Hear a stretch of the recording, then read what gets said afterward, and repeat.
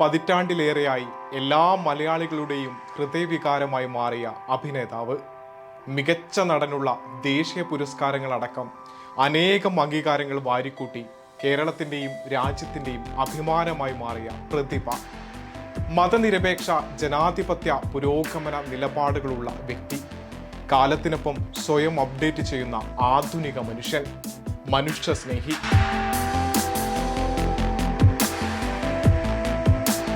മമ്മൂട്ടിയെക്കുറിച്ച് രണ്ട് വാക്കു പറയുമോ എന്ന് ചോദിച്ചാൽ അങ്ങനെ നൂറുകൂട്ടം കാര്യങ്ങൾ പറഞ്ഞ് അഭിമാനം കൊള്ളുന്നവരാണ് നമ്മൾ മലയാളികൾ.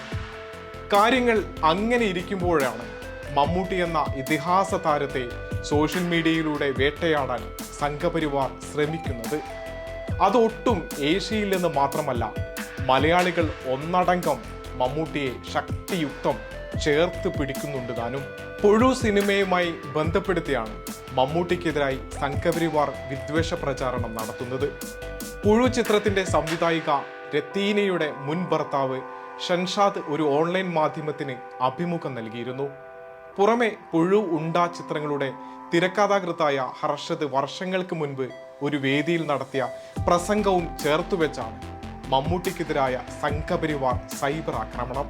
രത്തീനയുടെ മുൻ ഭർത്താവ് ഷർഷാദിന്റെ ആരോപണങ്ങൾക്ക് പിന്നാലെ പുഴു സിനിമ ബ്രാഹ്മണ വിരുദ്ധമാണെന്നും ആ ചിത്രത്തിൽ മതപരമായ പ്രൊപ്പഗാണ്ടയുണ്ടെന്നും അതിൽ മമ്മൂട്ടിക്ക് പങ്കുണ്ട് എന്നൊക്കെയുള്ള പച്ചക്കള്ളമാണ് സംഘപരിവാർ പ്രചരിപ്പിച്ചത്. പുറമെ പൊതുവേദിയിൽ സിഎയെയും മോദി സർക്കാരിനെയും വിമർശിച്ച ഹർഷദിന്റെ ചിത്രങ്ങളിൽ മമ്മൂട്ടി തുടർച്ചയായി അഭിനയിക്കുന്നുവെന്നും സംഘപരിവാർ വിദ്വേഷവാദങ്ങൾ ഉയർത്തുന്നു. സംഘപരിവാറിന് ചുട്ട മറുപടി നൽകുന്നതോടൊപ്പം മലയാളികൾ മുന്നോട്ട് വെക്കുന്ന ശ്രദ്ധേയമായ ഒരു വാചകം കൂടിയുണ്ട്: ഞങ്ങൾക്ക് അറിയാത്ത ആളൊന്നുമല്ലല്ലോ മമ്മൂട്ടി എന്ന്. അതെ, ഈ നാടിന് കൃത്യമായി അറിയുന്ന മനുഷ്യൻ കൂടിയായതുകൊണ്ടാണ് മലയാളികൾ ഒന്നടങ്കം അദ്ദേഹത്തെ ചേർത്തു പിടിക്കുന്നത്. മന്ത്രിമാരായ വി ശിവൻകുട്ടിയും കെ രാജനും എ മാരിഫ് എംപിയും അടക്കം അദ്ദേഹത്തിന് പിന്തുണയുമായി എത്തിയിട്ടുണ്ട്. ആ പരിപ്പ് ഇവിടെ വേവില്ല, മമ്മൂട്ടി മലയാളികളുടെ അഭിമാനം എന്നാണ് ശിവൻകുട്ടി പങ്കുവെച്ച പോസ്റ്റിലെ വാചകം. മലയാളികളുടെ അഭിമാനമാണ് മമ്മൂട്ടിയെന്നും അദ്ദേഹം ഇരിക്കുന്ന തട്ട് താണു തന്നെ ഇരിക്കുമെന്നുമാണ് മന്ത്രി കെ രാജന്റെ പോസ്റ്റ്.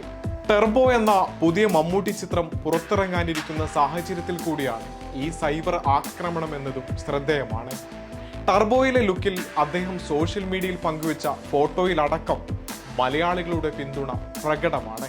യഥാർത്ഥത്തിൽ തങ്ങൾക്ക് വഴങ്ങാത്തവർക്കെതിരെ വിദ്വേഷ പ്രചാരണം നടത്തുന്ന രീതി സംഘപരിവാർ നേരത്തെ പല നടന്മാർക്കെതിരെ നടത്തിയിട്ടുണ്ട്. വിജയെ ജോസഫ് വിജയ് ആക്കിയതും സംവിധായകൻ കമലിനെ കമാലുദ്ദീൻ ആക്കിയതുമടക്കം നിരവധി ഉദാഹരണങ്ങൾ നമുക്ക് മുൻപിലുണ്ട്. ശക്തമായ നിലപാട് ഉയർത്തുന്നവരാണ് ഇവരെന്നും അതുകൊണ്ടാണ് ഈ നീക്കമെന്നും വിശദീകരിച്ച് പറയേണ്ടതില്ലല്ലോ. മതം പറഞ്ഞ് അക്കൂട്ടത്തിലേക്ക് മമ്മൂട്ടിയും വലിച്ചിടാൻ തരംതാണ നീക്കം നടത്തുന്നതിനിടെയാണ് സംഘപരിവാറിനെതിരെ ജാതിമത രാഷ്ട്രീയ ഭേദമന്യേ മലയാളികൾ ഒന്നടങ്കം പ്രതികരിച്ചത്. ആ പ്രതിരോധത്തിനായി ഒറ്റക്കെട്ടായത് മമ്മൂട്ടി ആരാണെന്ന് മലയാളികൾക്ക് കൃത്യമായി ബോധ്യമുള്ളത് കൊണ്ടുകൂടിയാണ്. ഇത്തവണത്തെ പത്മഭൂഷൺ പുരസ്കാരത്തിന് കേരള സർക്കാർ മമ്മൂട്ടിയുടെ പേര് നൽകിയിരുന്നുവെങ്കിലും അദ്ദേഹത്തിന് പുരസ്കാരം നൽകാൻ മോദി സർക്കാർ തയ്യാറായില്ല. പകരം സംഘപരിവാർ രാഷ്ട്രീയത്തോട് ചേർന്നു നിൽക്കുന്ന പലർക്കുമാണ് ആ പുരസ്കാരം നൽകിയത്. അങ്ങനെ പല വിധത്തിൽ മലയാളത്തിന്റെ മഹാനടനെതിരെ സംഘപരിവാർ തിരിയുമ്പോഴും അതിനു മുൻപിൽ പതറാത്തയാളാണ് മമ്മൂട്ടി. വിദ്വേഷ രാഷ്ട്രീയത്തെ വകവയ്ക്കാതെ തലകുനിക്കാതെ അദ്ദേഹം മുന്നോട്ടു പോകുമെന്നത് ഉറപ്പാണ്.